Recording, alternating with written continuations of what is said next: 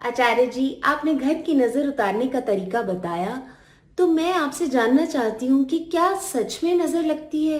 जी बिल्कुल।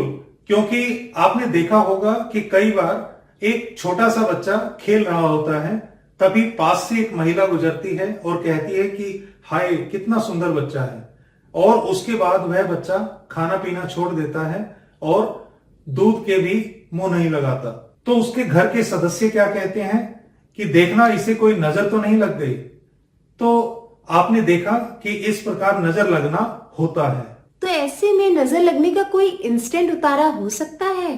जी हाँ, तो जो उपाय मैं आपको अब बताने जा रहा हूं, ये हम अभी से नहीं, ये हमारी जो माताएं और हमारी दादियां और उससे भी पहले से इस उपाय को लोग करते आ रहे हैं। तो जो उपाय मैं आपको बताने जा रहा हूं, ये आप किसी भी शनिवार को कर सकते हैं। इसमें आपने क्या करना है, एक रुई लेनी है और उस रुई को आपने सरसों के तेल में भिगोना है, और उसके बाद जिस भी व्यक्ति पर या किसी बालक पर आपको लगता है कि इस पर नजर हुई है, आपने उसके ऊपर से उस रुई की बात को 7 बार क्लॉकवाइज घुमाना है। और उस दौरान आपने इस चीज का खास ख्याल रखना है कि वहां पर कोई भी व्यक्ति जो भी वहां मौजूद हैं, घर के सदस्य, वे आपस में वार्तालाप ना करें। खुद जो नजर उतार रहा है वो भी अपने मुंह से कोई शब्द ना बोले, और जिसकी नजर उतर रही है वो भी चुपचाप रहे। और जब वे इस कार्य को कर रहे हैं तो उनकी पोजीशनिंग क्या होनी चाहिए वास्तु के हिसाब से, वो व्यक्ति नॉर्थ ईस्ट में खड़ा हो और फेसिंग टुवर्ड्स साउथ वेस्ट, और जिस व्यक्ति ने नजर उतारनी है वो उसके सामने खड़ा हो। और उस व्यक्ति को क्या उच्चारण करना है, ये मंत्र है।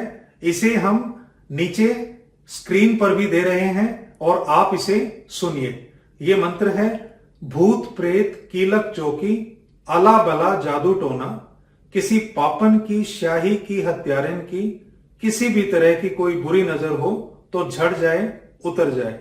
इस प्रकार से आपने इस मंत्र का उच्चारण करते हुए 7 बार उस रुई को उस व्यक्ति के ऊपर से घुमाना है, और फिर उसके बाद आपने उसे वॉश बेसिन पर जाकर या फिर नाली के पास उसे लटकाना है और अग्नि से उसे जला देना है।